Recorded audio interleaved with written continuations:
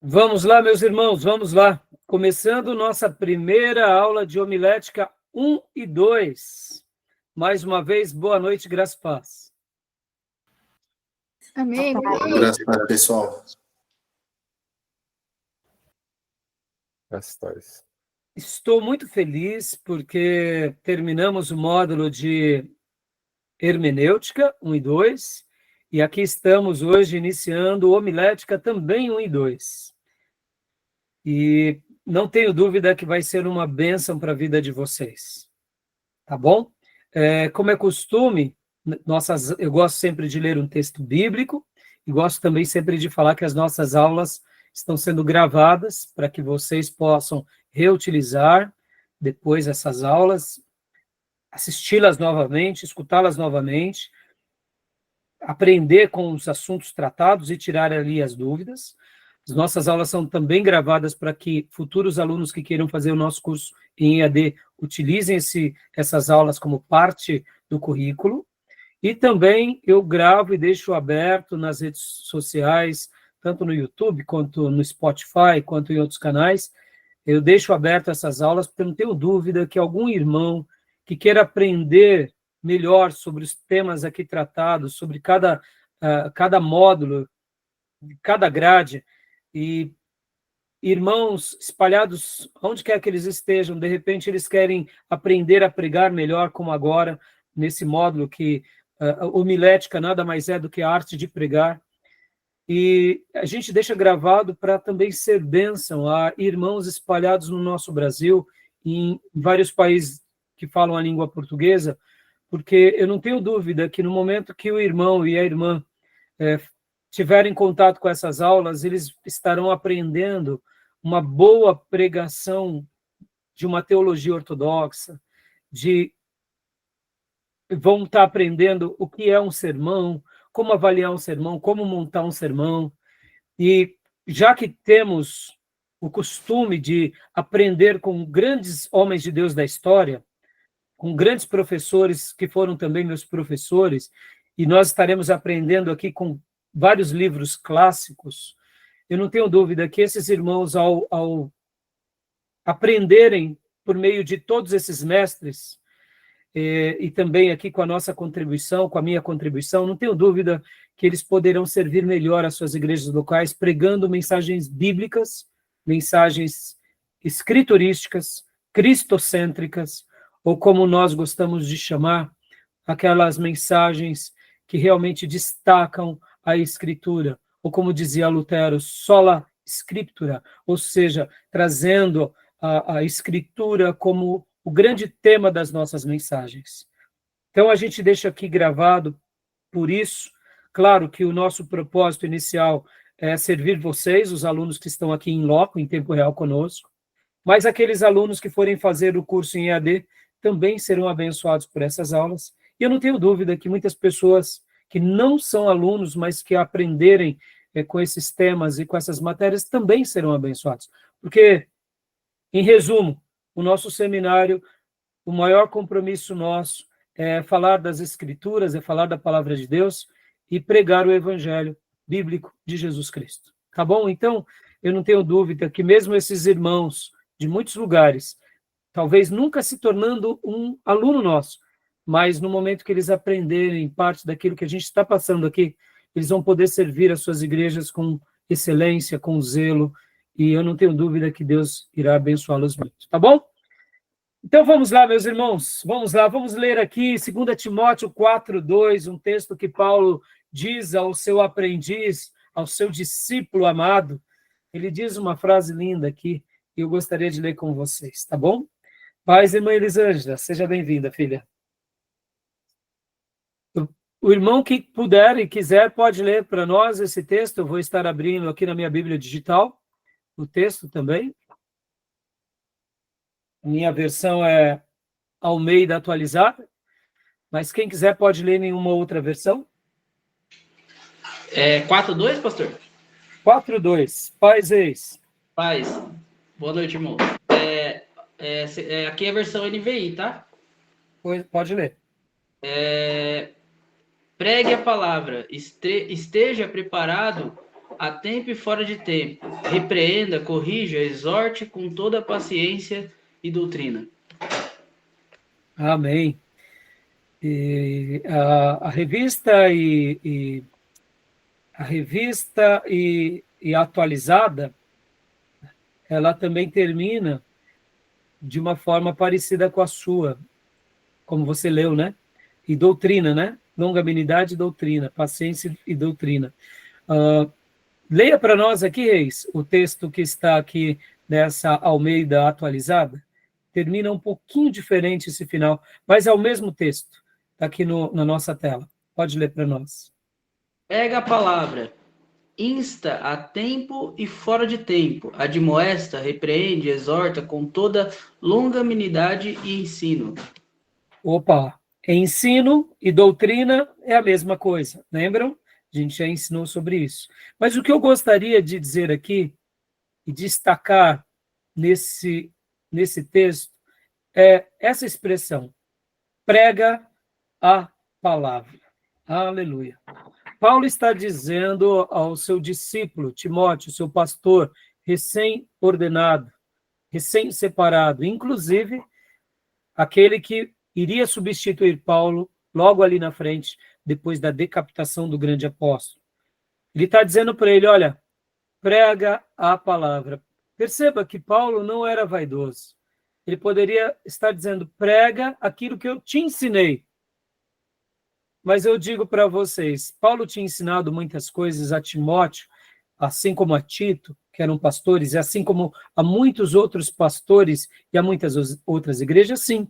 Mas Paulo, ele tinha compromisso, em primeiro lugar, não era somente com o ensino dele por ser dele. Ele tinha compromisso com a palavra de Deus, que já tinha sido dada pelos profetas no Velho Testamento, e agora ele também, juntamente com os demais apóstolos, sabiam que eles estavam sendo instrumentos de Deus na revelação do Novo Testamento. Então, na realidade, não era a palavra de Paulo, era a palavra do Espírito Santo. Então, Paulo, sem vaidade alguma, está dizendo a Timóteo, Timóteo, pregue aquilo que o Espírito Santo deu a todos nós. Pregue a palavra de Deus, ensine a palavra de Deus. E aqui fica lindo a desenvoltura desse texto, né? Insista a tempo e fora de tempo, admoesta, repreende, exorte, com toda longanimidade, ou seja longânimo. Essa palavra de um ânimo longo, dando a ideia de quem é que tem um ânimo longo? É quem é paciente, ou seja, com toda a paciência. Por quê? Porque ele sabia, uns aprenderão mais rápido, outros serão medianos e alguns serão retardatários, mas não tem problema. Faça a obra, que essa obra você leva o ensino, ou seja, a doutrina de Deus que tem a ver com a palavra de Deus. Amém? E aqui, irmãos, nessa matéria, o grande foco nosso será esse. Pregar a palavra. Falar da palavra, ensinar a palavra. Para eu fechar aqui essa minha introdução e essa breve meditação, eu quero que vocês prestem muita atenção no que eu vou dizer. O Espírito de Deus tem compromisso com a palavra de Deus. Se nós ensinarmos a palavra de Deus sobre aquele pelos quais ensinamos e pregamos, o Espírito de Deus, que foi o autor dessa palavra, agora despertará aquelas consciências, se não são crentes, para que se tornem crentes, e aqueles que já são crentes, é o Espírito Santo quem ensinará aqueles filhos e filhas, porque assim como ele deu a palavra aos seus profetas, aos seus discípulos e apóstolos, é o Espírito Santo quem vai trazer vida a essa palavra no coração dos ouvintes. Então, quando eu, como cristão, como ministro, como pastor, professor, ensino e prego a palavra e sou fiel à palavra, é o Espírito Santo quem vai gerar vida em cada ouvinte, porque ele tem compromisso com a sua palavra. Se eu pregar besteiras, o Espírito Santo não tem compromisso com besteira. Se eu pregar uma mensagem emocional, carregada de emoções, ou quem sabe persuasões humanas, o Espírito Santo não tem compromisso com persuasões humanas, manipulações. Se eu pregar heresia, muito menos, aí que ele não vai ter compromisso. Se eu pregar apenas as minhas virtudes, os meus conhecimentos, ele não vai ter compromisso com isso. Mas no momento em que eu me coloco à disposição de Deus e sou um canal do Senhor e prego a palavra, quem trabalhará na vida de cada ouvinte, de cada alma, de cada servo, de cada pastor é o Espírito Santo. Logo, o pregador, ele não é a palavra, ele é só a boca de Deus. O pregador não é a mensagem. O pregador, ele prega a mensagem. Ele prega a palavra. Ele não é a palavra. Presta bastante atenção nessa separação. Nós não somos o evangelho, somos pregadores de. Então, Deus nos usará assertivamente se pregarmos o ensino sagrado, se falarmos da palavra de Deus. E todas as vezes que nós falharmos nessa comunicação, ele também não nos honrará.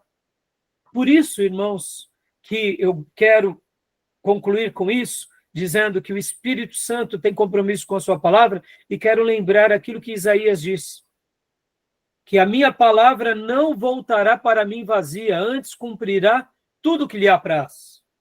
Muitas almas serão galardoadas, porque deram ouvida não ao pregador, mas ao Deus da palavra, ao Espírito Santo, que é o autor da palavra.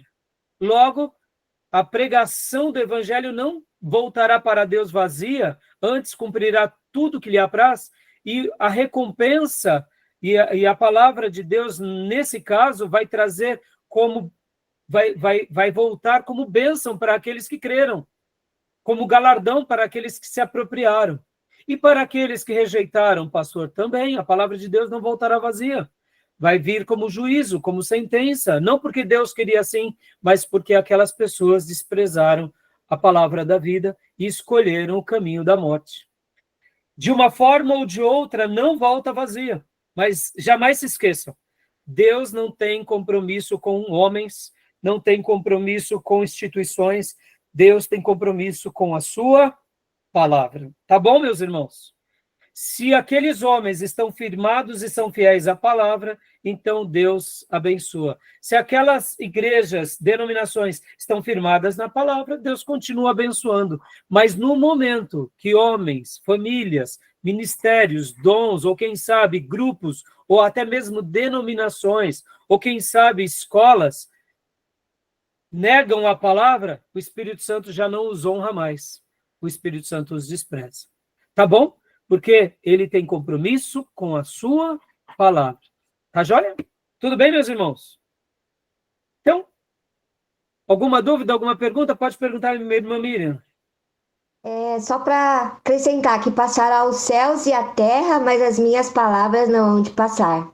Muito obrigado, filha. É como o pastor Hernandes Dias Lopes disse, que a palavra de Deus não é antiga, nem velha, nem nova. Ela não é nem do passado, nem do futuro, ela é eterna. Em cima desse texto, né? Podem ver que a palavra de Deus veio da eternidade, veio de Deus para nós, e ela se manterá para sempre eterna. Então, quando nós nos firmamos no eterno, colhemos os frutos dessa eternidade, porque a palavra de Deus nada mais é do que a revelação daquilo que Deus é e do que Deus deseja e espera para cada um dos seus filhos. Amém? Obrigado, viu, Miriam? Tá bom, meus irmãos? Bom, meus irmãos, aqui deixa eu fazer uma pergunta para vocês, que eu também tinha feito essa mesma pergunta em turmas do passado. Se nós fôssemos escolher aqui, qual matéria é mais importante? Hermenêutica, que é a arte de interpretar, hermenêutica bíblica, que é a arte de interpretar a Bíblia, ou homilética, que é a arte de pregar a Bíblia? Qual dessas duas matérias é mais importante? O que vocês acham?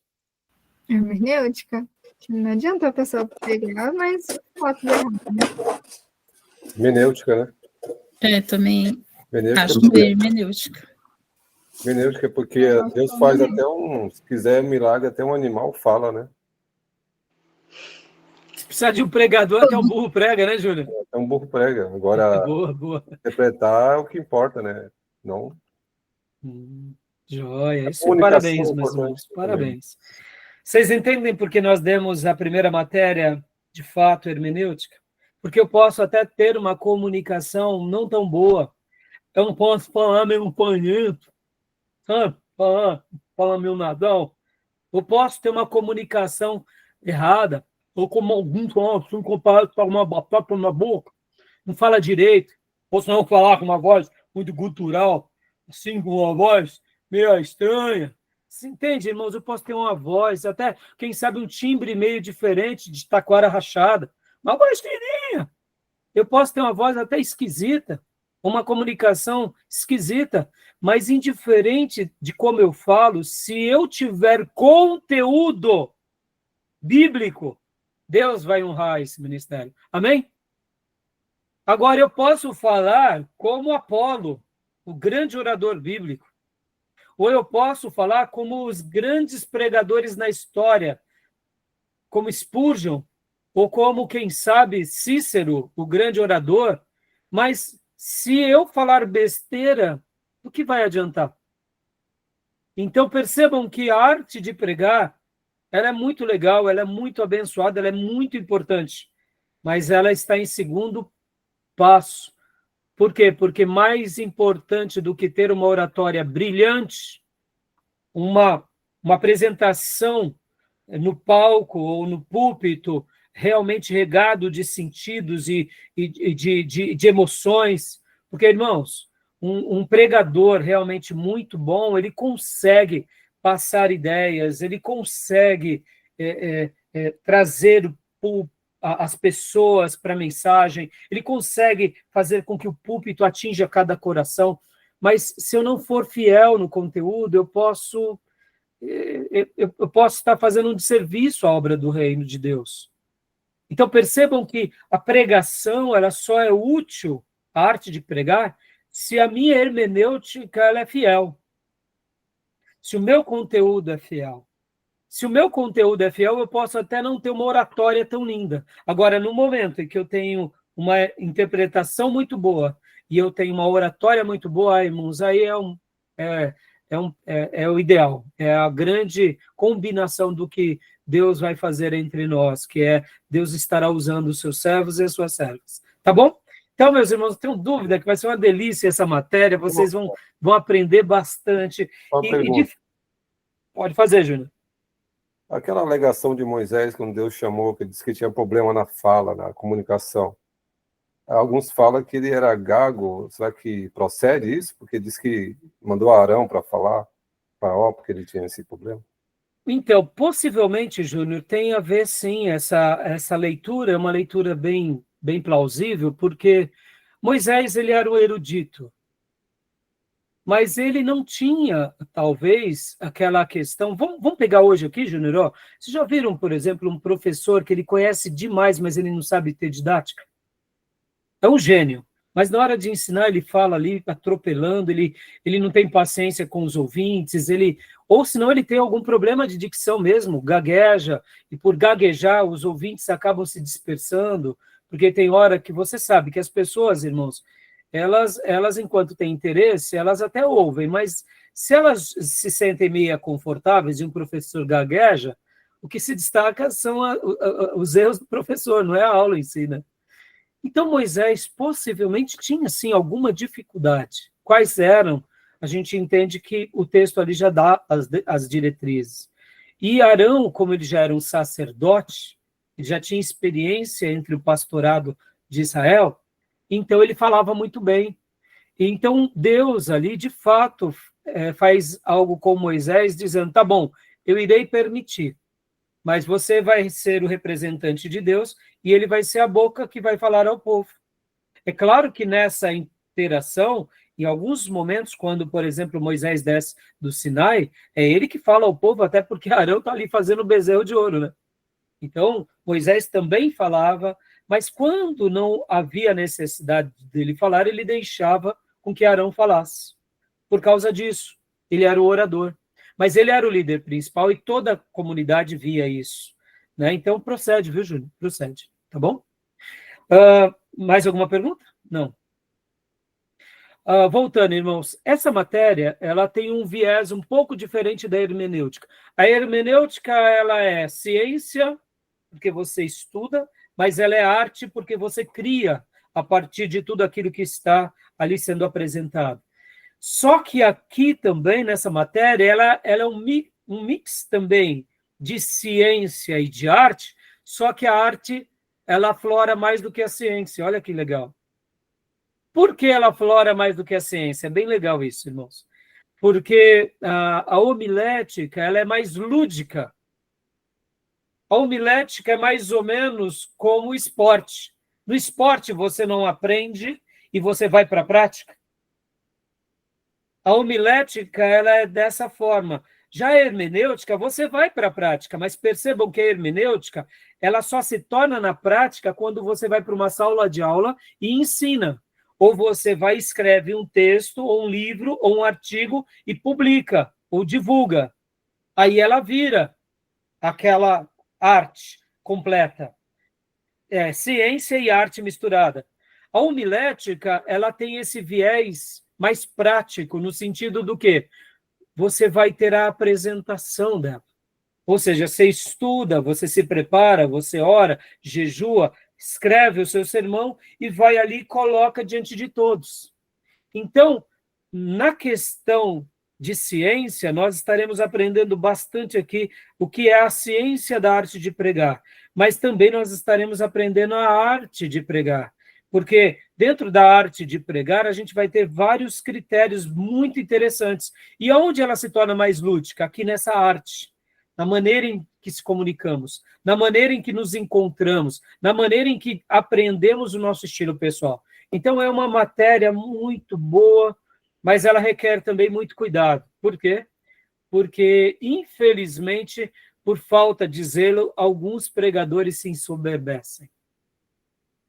Porque quando você se coloca diante do público e Deus te usa, se você não tiver cuidado, a soberba começa a ser algo que começa a nascer no coração daquele ministro.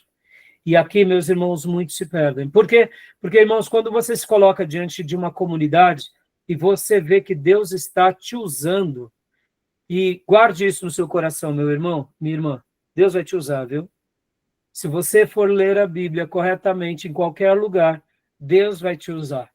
E não tem coisa mais significativa na nossa vida do que nos sentirmos sendo usados por Deus. Assim, quando pregamos o evangelismo, quando pregamos num evangelismo pessoal, sentimos Deus nos usar. Assim, quando oramos por uma pessoa, sentimos Deus nos usar. Assim, quando levamos o conforto a alguém que sofre, ou vamos fazer uma visita no hospital ou num lar, sentimos Deus nos usar.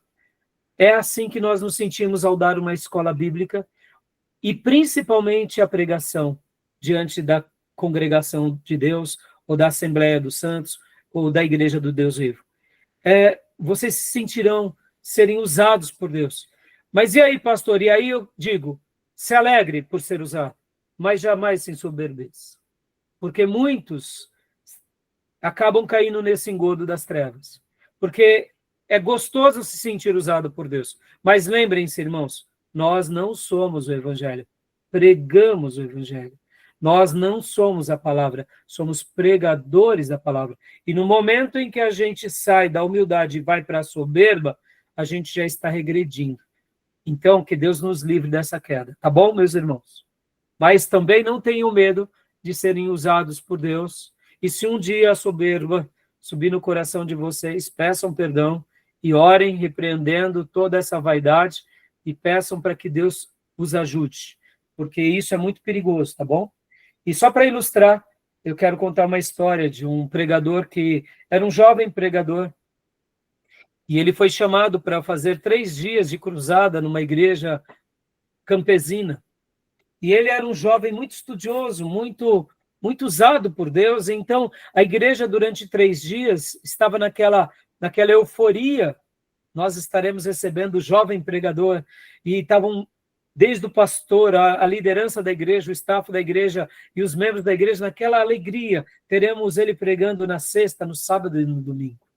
E aquele jovem pregador, vendo aquela receptividade da igreja, ficou tão feliz, e subiu o primeiro dia, né? A igreja tinha algumas escadas e tinha um púlpito, e depois tinha outras escadas, então ele subia, pregava e depois descia. E no primeiro dia ele foi, subiu feliz, pregou a mensagem, e aí desceu as escadas. Aí veio o segundo dia, aí no segundo dia ele já não estava tão vigoroso, ele já estava um pouco mais quebrantado, porque o primeiro dia que ele tinha pregado não tinha sido tão bom. E aí ele subiu já meio cabisbaixo, pastor, a igreja ali naquela alegria, receberam, né, o jovem pregador, e ele já não estava mais tão vigoroso, tão enérgico, tão animado, tão inspirado, ele já estava um pouco mais cabisbaixo, pegou a Bíblia e subiu para o púlpito, subiu as escadas, pregou, aí desceu mais cabisbaixo. Aí veio o terceiro e grande último dia. Aí, meus irmãos, esse pregador tinha feito a avaliação. O primeiro dia ele pregou, não foi muito bem. Ele mesmo fez autocrítica. O segundo dia ele subiu já mais arrasado, e quando ele terminou a mensagem, ele estava péssimo. E aí o pastor então fez ali a apresentação do último grande dia, era domingo, falou: está conosco o jovem pregador, venha, jovem.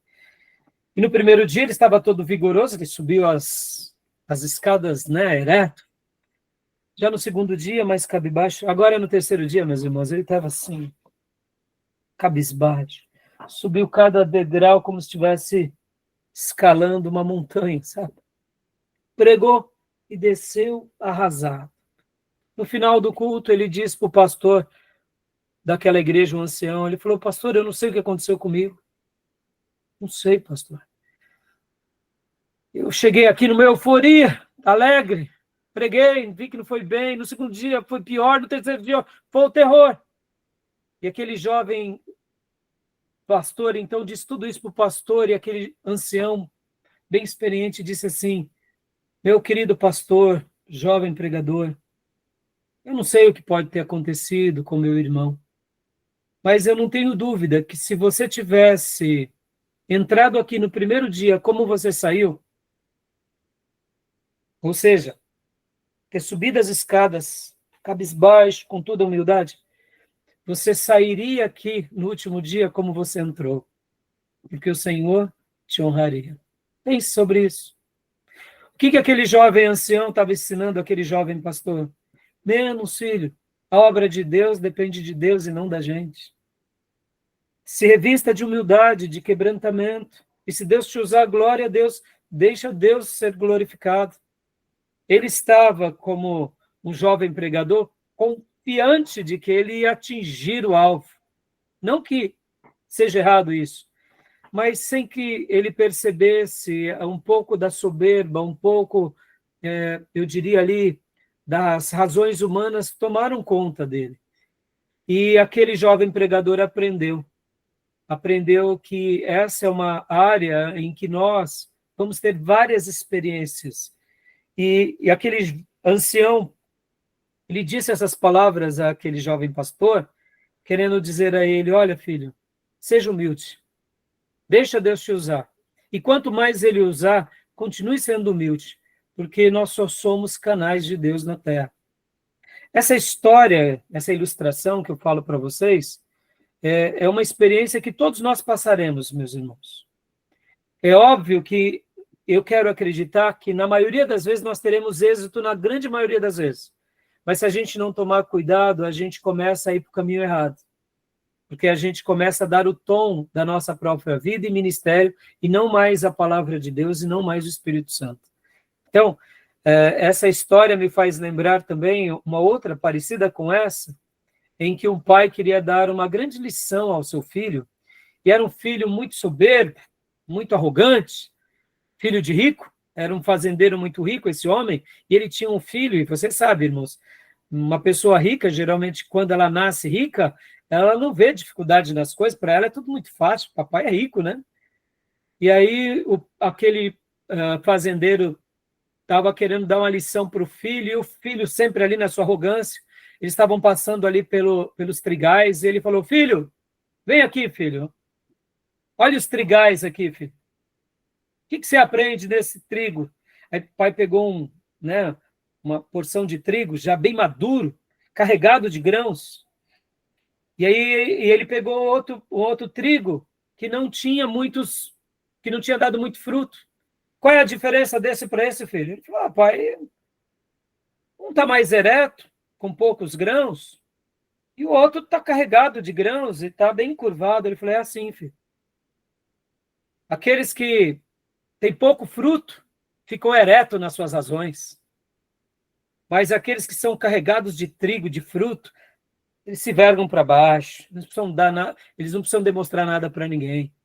Olha aqui, filho, os trigais carregados de trigo, eles se pendem para baixo. Enquanto os outros, mirradinho, com alguns triguinhos, tudo para cima, ereto. Cuidado, filho. Ele estava dando uma lição. Que essas duas histórias, que essas duas ilustrações gravem o coração de vocês, meus irmãos, porque a gente está aqui diante de algo que não é nosso. Guardem isso. Somos pregadores da palavra. E aqui, irmãos, a gente deve se alegrar, sim, de Deus nos usar, mas a gente deve, antes de tudo, como dizia o profeta, se nós formos nos gloriar, nos gloriemos no Senhor, porque é Ele que nos separou para essa tarefa. Amém, meus irmãos? Então, se alegre, sim, em Deus, glorifique a Deus e jamais perca isso de vista. Porque Deus usar pecadores como nós é um privilégio, e a gente não pode se esquecer de onde Deus nos tirou. Tá bom? Beleza, meus irmãos? Tá bom, meus irmãos? Então vamos lá, meus irmãos. Agora eu vou ser bem breve. Eu vou apresentar para vocês aqui mais uma vez, como faço em cada módulo, né, a nossa grade do curso. Olha só, nós temos aqui a grade do curso, que é essa daqui que eu vou passar agora aqui para vocês. Sempre mostro no início de cada módulo, né? Nós estamos aqui, meus irmãos, ó. Tivemos a aula de hermenêutica. Tivemos a aula de hermenêutica, que é essa daqui, e agora estamos em homilética. A configuração dessa grade mudou, né? Podem ver que agora nós estamos seguindo módulo a módulo, ou seja, bimestre a bimestre. Num ano, nós temos 8 módulos, né? Então, assim a gente vai fazendo o nosso curso de 3 anos, né?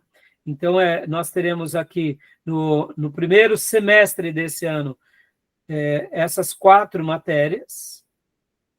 Depois, no segundo semestre, nós teremos essas matérias. Então, totalizando 1 ano de curso. É claro que talvez eu faça aqui um bem bolado, porque alguns irmãos aqui já tiveram alguma dessas matérias. Então, como nossos cursos são modulares, nossa grade do médio, ele é modular, são 3 anos de curso em médio em teologia, então a gente pode se dar ao luxo de pular alguma dessas grades, até porque tivemos alunos que entraram no meio desse curso, tá bom?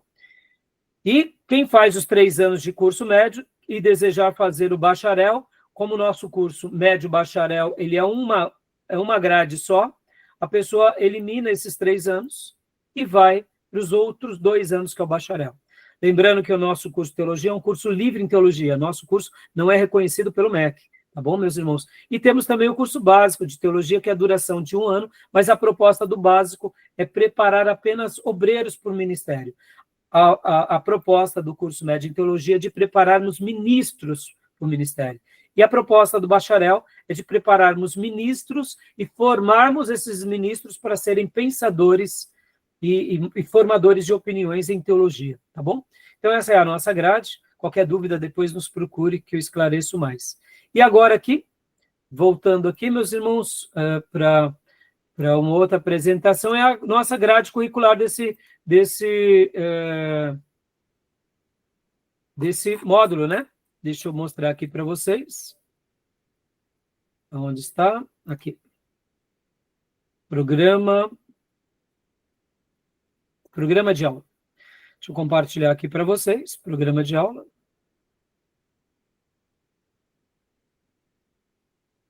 Deixa eu aumentar a letra. Nós falamos há pouco, irmãos, que aqui nós estaremos estudando homilética 1 e 2, né? Por que a gente chama de homilética 1 e 2, irmãos? Vou explicar para vocês. Porque, na realidade, nós unimos homilética 1 com homilética 2 nesse curso, assim como fizemos na matéria dada anteriormente, que foi hermenêutica, né? Em virtude do nosso currículo, não tem como dar homilética 1 e homilética 2. Aqui está a nossa grade curricular, inclusive essa grade curricular, ou melhor, a ementa, né? Programa de aula, inclusive está precisando atualizar aqui, colocar o logo do seminário, né? A nossa igreja que patrocina o seminário, mas eu não atualizei, só atualizar essa emenda. Mas voltando aqui, meus irmãos, só mostrar para vocês, né? Então, também é um carga crédito de aulas 3, carga horária 36 horas, aula. Vocês viram que pelo módulo de hermenêutica deu mais do que 36 horas, não? Dá mais do que 36 horas aulas, né? Se a gente somar com livro-texto, com leituras extras, com trabalhos, dá por volta, eu acho que de 40, 46 horas aulas, cada módulo, né? Porque só de horas aulas nós tivemos, foram 11 encontros em hermenêutica, de 2 horas e meia, né? E aí somando mais os materiais que vocês assistem, mais as participações extra-aula, então acaba dando um pouco mais, né? De 36 horas. Então, vamos ler aqui o objetivo dessa matéria, meus irmãos. Leia para nós, Tomé, por gentileza.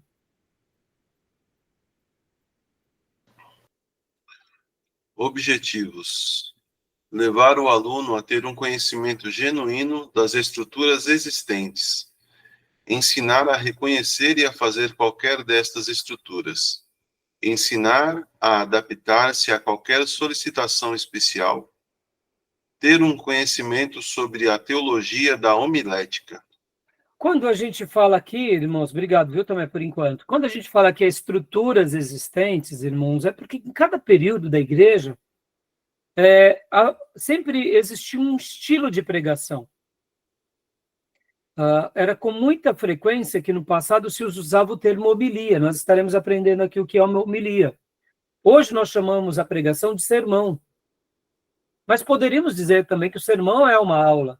Muitos pastores, nas suas mensagens, dão aulas, literalmente são aulas. Então, o termo em si não é tão relevante, né? O importante é que se pregue o quê? A palavra. Ou por meio de uma pregação, por meio de um estudo. E aqui, quando a gente fala das estruturas existentes, é porque, ao estudarmos a arte de pregar, vocês vão ver que existem alguns modelos que são os mais usados. Então, nós estaremos passando esses modelos mais usados e vamos ensinar vocês a reconhecer e a fazer uso desses instrumentos. Por quê? Porque quando a gente tem noção de quais são esses instrumentos, a gente pode estar servindo melhor a nossa igreja local, tá bom? E dessa forma, a gente acaba tendo um conhecimento sobre a teologia da homilética. Olha só que interessante, em homilética 1, nós vamos trabalhar muito a teologia da homilética. Em homilética 2, nós vamos trabalhar muito na estrutura de um sermão. Mais do que falar sobre a estrutura, é saber da teologia. Mais do que a estrutura ou organograma de um sermão, pensem assim, irmãos, olha só que interessante. Todo sermão vocês aprenderão. Ele tem um começo, ele tem um meio e ele tem um fim. Lembra muito um ser humano, tá bom? Considere aqui o meu desenho, que eu estou desenhando com o mouse, sabe como fica uma coisa meio esquisita, tá bom? Então, toda estrutura tem um começo, meio e fim. Então, mais do que a estrutura, é você saber o seguinte: eu estarei sendo fiel ao que? Às escrituras. Isso que importa. Por isso que eu chamo de teologia da homilética, entendeu? Então, a gente vai estar trabalhando mais na teologia, pela teologia, do que, no primeiro momento, do que na estrutura. Depois a gente vai entrar para a estrutura. Porque, como eu já disse, irmão, estrutura é estrutura. Do que vale você ter uma casa sobre a areia? Então, em homilética 1, nós estaremos falando o seguinte, vamos falar sobre a teologia, vamos falar sobre essa rocha, que a gente vai basear o nosso sermão, Em homilética 2, aí sim, vamos falar um pouco então, já que a gente tem essa rocha, vamos fazer uma casa bem bonita sobre essa rocha? Vamos fazer um barraco, não?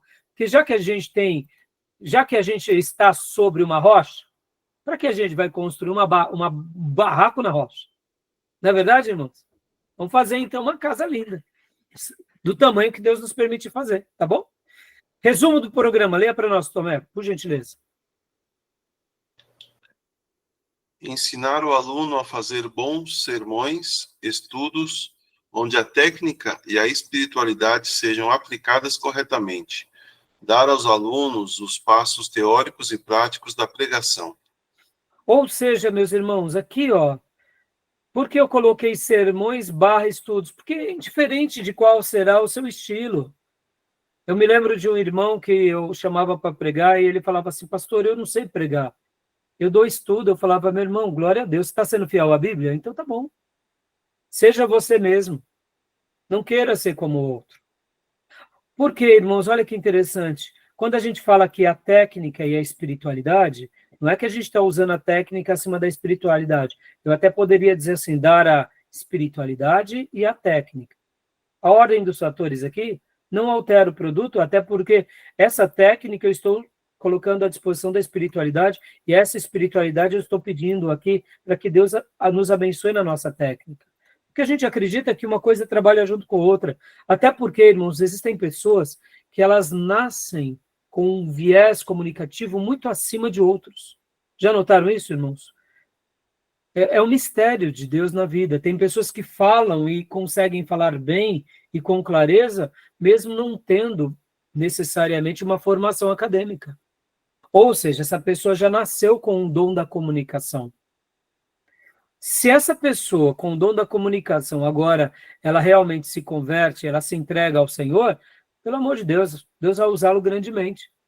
Mas nem todo mundo tem essa facilidade. Então, a gente vai estar trabalhando aqui dentro dessa compreensão, para quê? Para que o aluno se torne um professor, ou quem sabe um pregador, sendo muito abençoado e sendo muito zeloso, tá bom? Deixa eu fazer uma pergunta aqui para vocês. Foi feita uma pesquisa, certa ocasião, e dentro dessa pesquisa se perguntou qual que seria o maior medo das pessoas. E se chegaram a 2 conclusões. A pesquisa teve o número 1 e o número 2. O que vocês acham que é o maior medo das pessoas? As 2 respostas principais foram medo de morrer e medo de falar em público. Qual que vocês acham que tinha mais peso dessas 2 perguntas? As pessoas têm mais medo do quê? O que vocês acham? De falar em público. Eu acho que falar em público. Exatamente. Fizeram várias perguntas, né? Quais seriam os maiores medos? E, de fato, irmãos, falar em público ganhou número 1. As pessoas têm mais medo de falar em público que de morrer. É cômico, né? É estranho isso para nós, né? Mas é assim. Então, percebam que, como eu vou pegar uma pessoa que tem medo de falar em público e vou falar para ela que ela vai perder isso? Só Deus vai arrancar isso dela. Concorda? Só Deus. Mas Deus pode fazer isso conosco. E geralmente ele faz isso conosco quando ele quer nos usar. Amém, meus irmãos? E ele vai fazer isso com vocês, não tenha dúvida disso. Vocês estão aqui no seminário para servir a igreja de Jesus. Então, de uma forma ou de outra, vocês vão começar a ensinar. Se já não ensinam, vão pregar. Se já não pregam. E aí, o que acontece? Deus vai estar fazendo com que vocês cresçam nessa habilidade, tá bom? Então, aqui o programa. Tomé, leia rapidamente para nós aqui. Ó.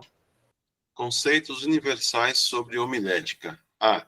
Tipos de sermão. B. Assunto. C. Escolha do texto. D. Estruturas dos sermões. E divisões. Ou seja, né, a gente vai trabalhar sobre esses conceitos universais sobre homilética. Vamos lá, continuando aqui.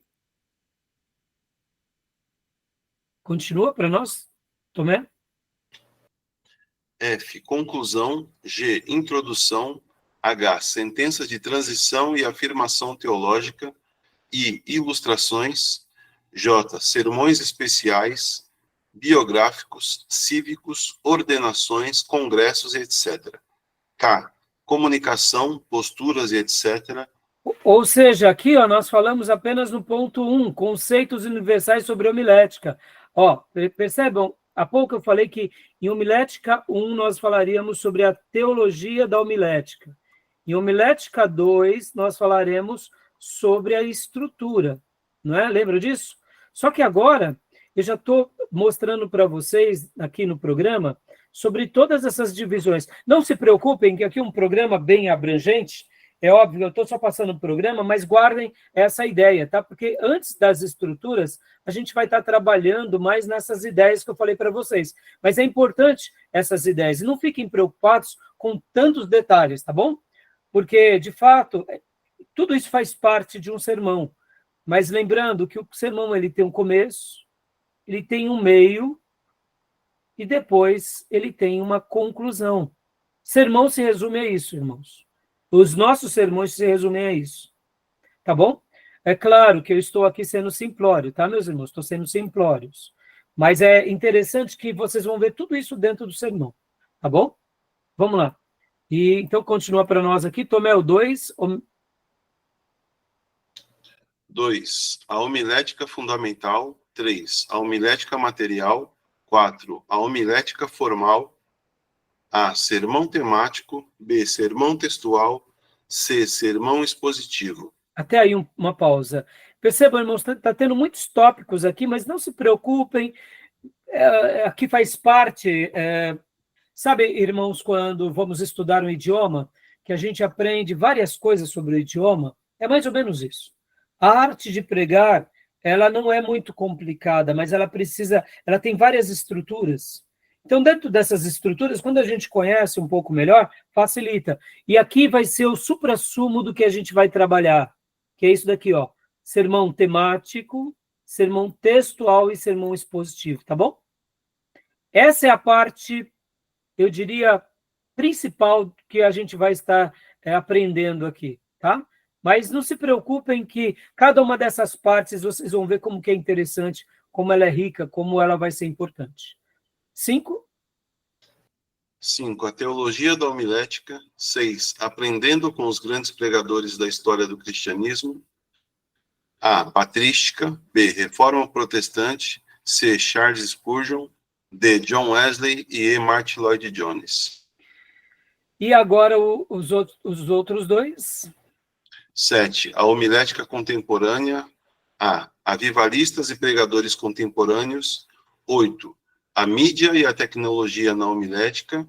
A. Novos formatos. B. Ferramentas úteis à homilética. C. Perigos. Joia. Então, irmãos, é óbvio que aqui os temas propostos são em cima dos materiais que nós vamos estudar, tá bom?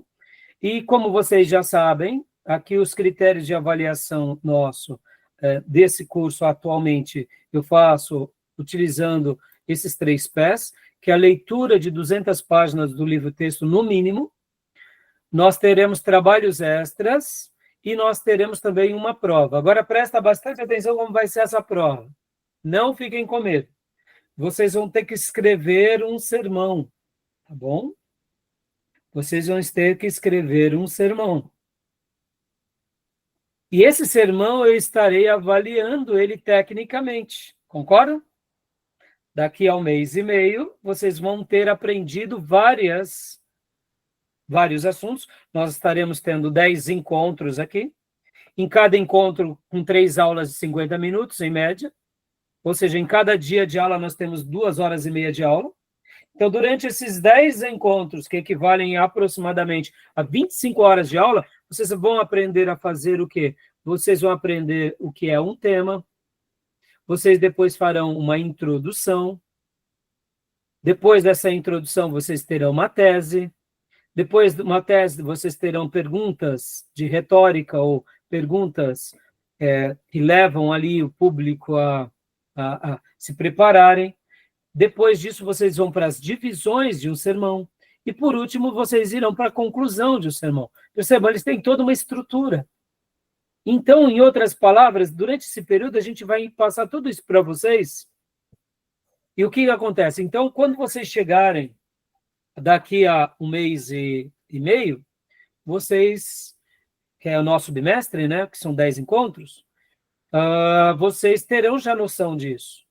Só que vocês também estarão no dia da prova, a gente vai marcar um dia, e esse sermão você estará passando ele entre 10 a 15 minutos aqui na classe, tá bom? Isso tudo fica gravado, e então a sua nota é uma nota técnica, pela estrutura, e a apresentação. Mas lembra que eu disse que a apresentação ela não é tão relevante? Porque muitas vezes você pode ficar tenso, talvez não se comunicar tão bem. Isso tudo fará parte da prova de vocês. Não fiquem com medo. As pessoas que mais se deram bem foram aquelas que mais tinham medo, tá bom? E assim, é uma coisa que a gente faz sem levar ao constrangimento, mas é para que vocês tenham uma experiência real dessa matéria. Então, percebam que a prova de homilética, ela vai ser um mix entre a técnica da escrita, da elaboração do vosso sermão, e vocês vão chegar, como a nossa classe hoje, graças a Deus, tem uma quantidade boa de alunos, então, possivelmente, eu faça um dia e separe todos vocês como prova. Então, todo mundo vai ser um dia de prova em que todos vão participar, e a gente vai gravar isso daqui, vamos nos enriquecer, e vai ser uma delícia. Talvez, se preciso for, a gente faça 11 encontros por causa da prova, tá bom? A prova vai ser um dia a mais. Talvez não no dia corrente de aula, a gente marca um outro dia, tá bom? Então, assim, é muito legal. Eu, desde que dou essa matéria já há muitos anos, é uma delícia. O dia da prova é o grande dia dessa matéria, do fechamento. Quem nunca pregou, é óbvio que eu vou ser muito complacente, vou entender, até porque é normal que tem irmãos que fiquem tensos, então eu vou considerar tudo isso, tá bom? Tá bom, meus irmãos? Sim.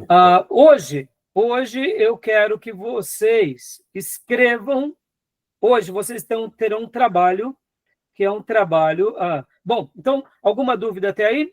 Né? Deixa eu só concluir aqui. Esse trabalho em grupo não vai precisar, tá, meus irmãos? E como eu disse, são esses 3 critérios novos que eu apresentei para vocês. Prova, trabalhos extras e...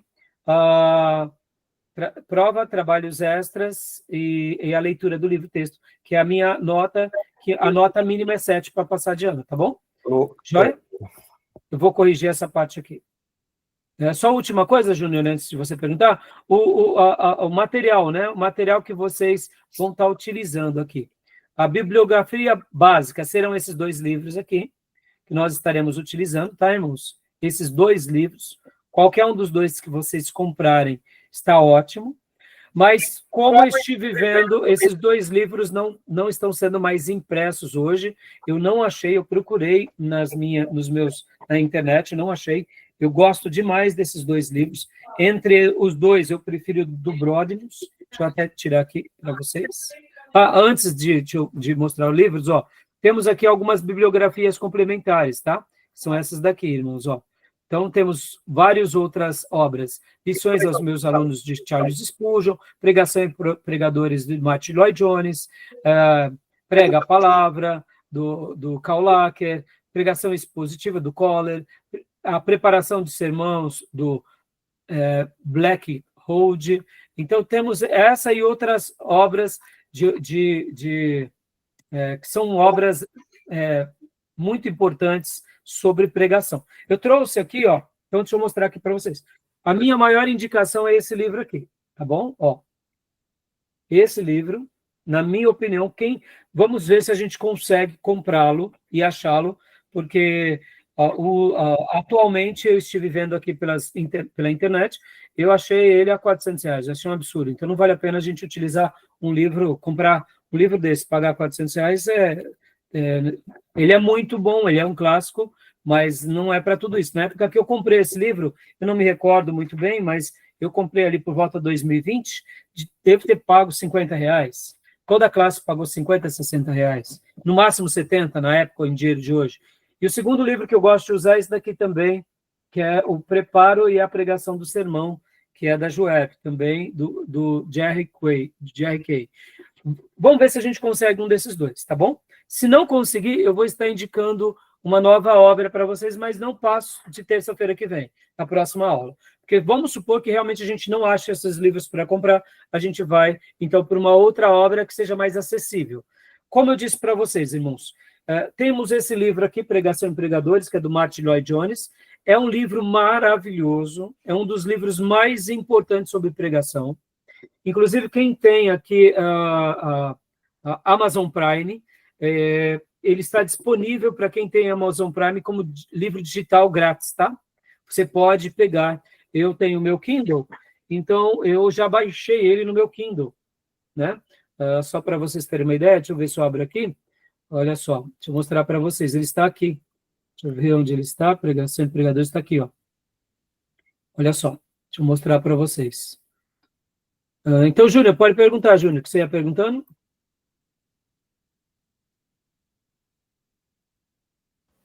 Sim, a exigência do tema está mais relacionada à questão formal, né? Porque hoje, de forma oral, a gente não tem essa exigência de apresentar tema. Acho que o conteúdo que vai importar para aquele que está ouvindo, né?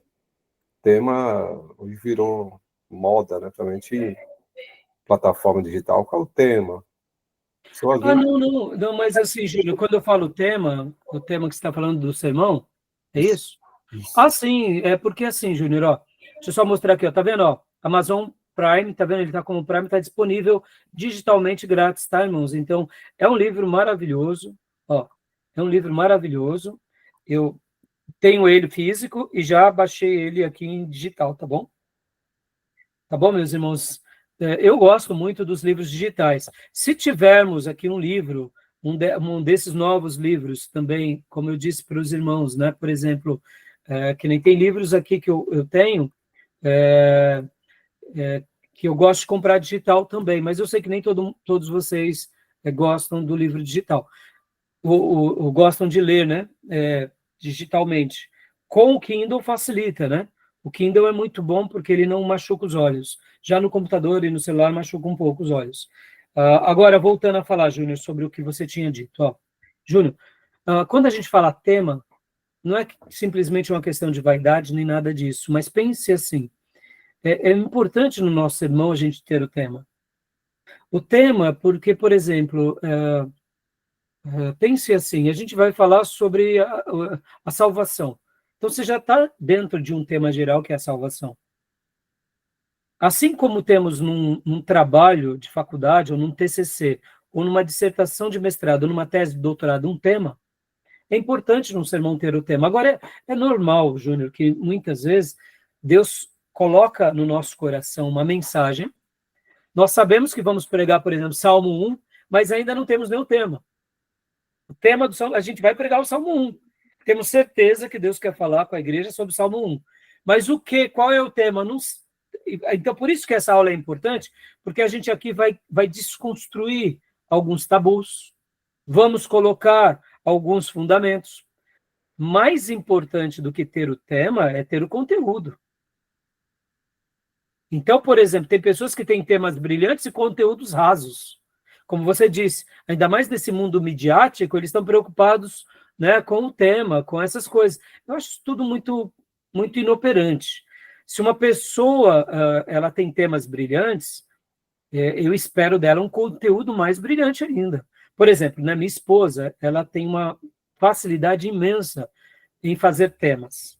Então, tem vezes que eu estou preparando o meu sermão, ela fala para mim, amor, o que você vai pregar? Aí eu digo para ela fala, qual que é o seu tema? Eu falei, é esse. Ela fala, tá fraco. Eu falei, eu sei, amor, mas não estou conseguindo pôr outro. Ela fala, posso te ajudar? Ela vai e me ajuda. Então, muitos temas, ela que me ajuda.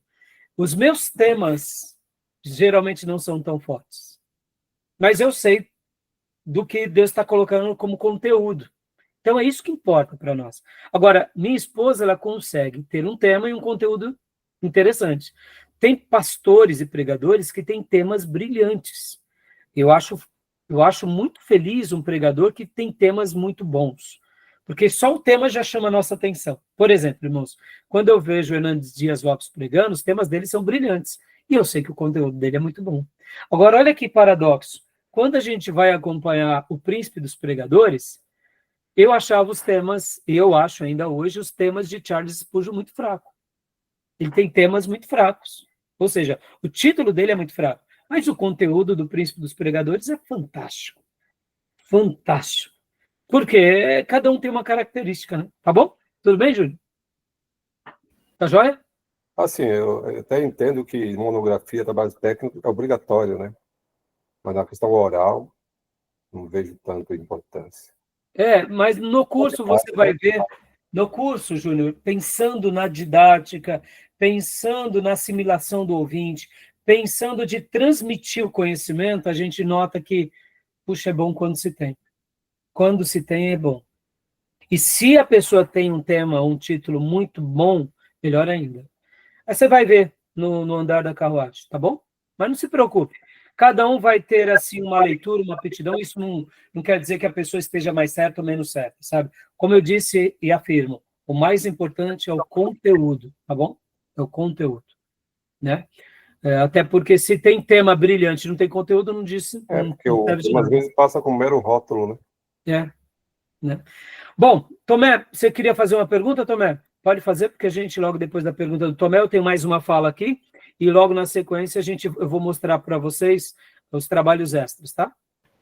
Não, só ia falar que eu achei a versão dele em inglês, pastor, de 1896. Então já não tem mais problema de direitos autorais. Só que só precisa traduzir. Eu vou tentar traduzir aqui, se eu conseguir, eu coloco aí. Maravilha, meu Eu irmão. baixei já um aqui, o primeiro. Já Isso, baixei. então. É assim, irmãos, eu sempre indico os nossos irmãos comprarem os livros originais para abençoarem os autores e as editoras, ou quem sabe aqueles que estão agora com os créditos dos direitos autorais. Algumas obras, elas acabam entrando dentro do que o Tomé falou. Então, a gente só precisa verificar, né, se alguém não comprou aqueles direitos autorais, etc. e tal. Eu não sei como isso funciona, essa é a área do direito, né? Então, o Júnior nos ajuda, esclarece sobre isso. E aqui, nós somente usamos algumas poucas páginas aqui em aula para facilitar a aula nossa enquanto a gente está em loco, tá bom, meus irmãos? Mas sempre eu vou priorizar que peguemos aqui e compremos. Podem ver que eu tenho aqui. Inclusive, irmãos, rapidamente, olha, eu não vou mostrar agora para vocês, mas olha a pilha que eu tenho de livros sobre pregação. Bom, aqui são algumas obras que eu tenho sobre pregação. Eu separei para vocês verem, ó. Tá bom? É isso daqui que eu tenho sobre pregação, tá? Não vai dar. Esse daqui é um livro de ilustração. E aqui a maioria desses livros, entre esses livros aqui estão alguns clássicos. E então, por quê, irmão? Eu sou pastor, eu tenho que pregar para vocês, eu tenho que pregar para a igreja, eu tenho que aprender. Aí, pastor, o senhor estudou sobre todos esses livros? A maioria deles eu estudei bastante, reestudei, alguns outros eu consulto, mas por que eu estou te dizendo? Muitas vezes é uma ideia de um livro que vai mudar o meu ministério. A ideia de um livro que vai me dar uma clareza brilhante. Por exemplo, irmãos, tem um livro aqui do Karl Lacher, que é o Prega a Palavra. Meus irmãos, esse livro é uma pérola tão boa, tão importante. Ele me trouxe uma ideia tão linda. Esse pastor, pregador Karl Lacher, ele foi professor em Perdizes, junto com Shed e grandes outros professores e pastores lá no seminário de Perdizes. Aqui ele dá algumas ideias tão brilhantes, irmãos, tão fantásticas, que é maravilhosa. Então, muitas vezes você está num livro que é o mesmo tema, trabalha sobre as mesmas coisas, mas ele traz uma ideia de uma forma tão legal que aquilo muda a tua vida. Aquilo te dá uma luz. Só para vocês terem uma ideia, ele, por exemplo, ele fala sobre você estudar o texto com muito zelo, até aquele texto fazer parte da sua vida. E ele dá algumas recomendações aqui práticas tão lindas, meus irmãos, que é maravilhoso esse livro.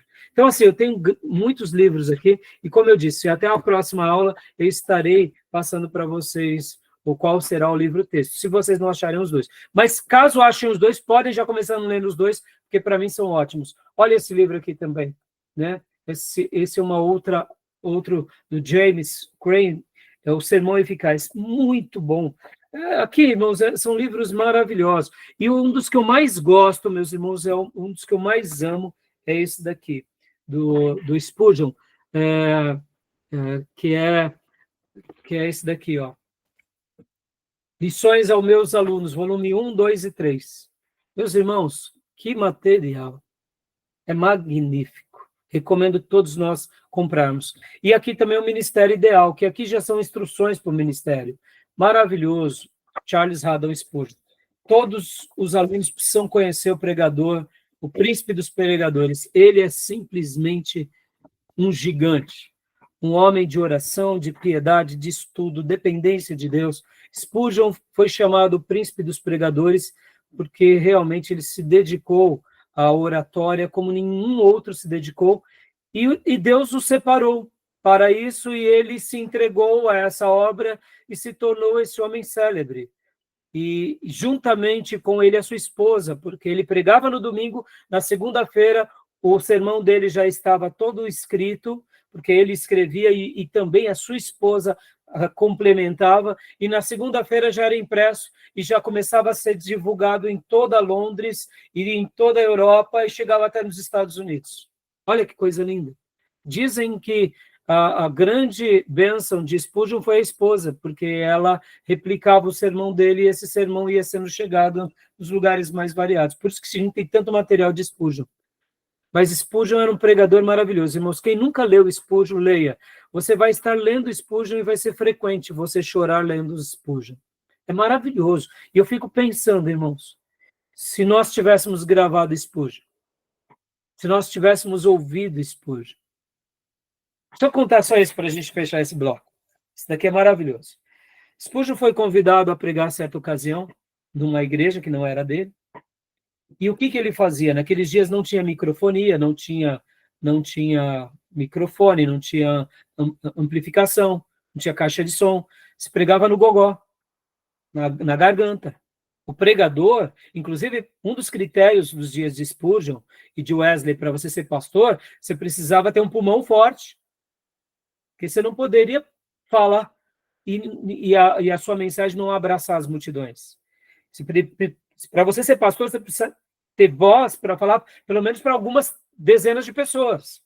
Então, uma pessoa que tinha problema pulmonar, ele não podia ser pastor. Ele podia ser um obreiro da igreja, mas não servia para ser pastor. Como ele ia ensinar? Não tinha microfone, irmãos. Não tinha isso que a gente está falando, fazendo aqui, gravando. Não tinha nada disso. Então, Spurgeon, ele foi convidado a pregar numa certa igreja, e aí ele chegou para o pastor daquela igreja e disse assim: pastor, o senhor pode me permitir conhecer sua igreja?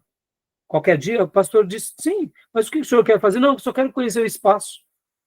E aí Spurgeon foi, então, para aquela igreja, entrou na igreja, subiu no púlpito e fez assim. Ele olhou para um lado e disse: este é o Cordeiro de Deus que tira o pecado do mundo. Aí falou para um lado da igreja. Aí foi para o outro lado. Este é o Cordeiro de Deus que tira o pecado do mundo. Aí foi para o outro lado. Este é o Cordeiro de Deus que tira, limpa o pecado do mundo. Falou, né, com vozeirão. O pastor disse: o que mais, pastor Spurgeon? Eu falei: não, só queria conhecer a acústica, como que vai ficar minha voz aqui. Olha só, irmãos. Pastor Spurgeon vai lá no domingo e prega. Passado algum tempo, ele volta a pregar nessa igreja de novo e vem um irmão e falou: irmão, pastor Spurgeon, eu me converti aqui no dia que você veio à igreja. Aí Spurgeon disse: ora, eu preguei naquele domingo e ninguém se converteu. Ele falou: não, mas não foi no domingo. O senhor não tinha ido na semana lá na igreja? Tinha. E o que o senhor disse? Ah, eu disse: este é o Cordeiro de Deus que tira o pecado do mundo. Pois é, naquele dia, eu estava trabalhando no telhado. E quando o senhor falou, aquelas vezes, essa frase, eu não parei mais de pensar e pensei comigo: eu preciso desse, que é o Cordeiro de Deus que tira o pecado do mundo. Eu preciso que ele me livre do pecado que eu estou vivendo. E naquele dia eu tomei uma decisão de seguir a Jesus. O pastor Spurgeon ficou muito feliz. Por que eu estou contando essa história aqui, meus irmãos? Olha só, meus irmãos, Spurgeon, ele ia conhecer o ambiente que ele ia pregar, porque ele estava preocupado que a voz dele chegasse em cada metro, atingisse todo aquele espaço. Isso é zelo ou não é? Mas ele era um homem de zelo, mas ele era um homem de oração, ele era um homem de dependência. E olha aí, lembra que eu disse há pouco, logo quando lemos o texto de 2 Timóteo 4,2, prega a palavra, que o Espírito Santo tem compromisso com a sua palavra. Spurgeon usou a palavra, falou para as paredes, mas tinha alguém trabalhando no telhado. O Espírito Santo foi e convenceu aquela vida. Amém, meus irmãos? Que assim seja conosco, tá bom? Bom, vamos fechar aqui, que já deu mais de 1 hora, a gente vai ter que reduzir um pouco nas outras aulas. Eu vou mostrar para vocês os trabalhos extras já, tá bom? E aí a gente já vai começar aqui no nosso material e já vamos mergulhar, porque, ó, temos muita coisa para aprender, tá bom? Alguma pergunta, alguma dúvida? Não? Então eu vou parar aqui, tá bom, meus irmãos? Para a nossa gravação, vamos para o intervalo e a gente já volta em alguns minutos.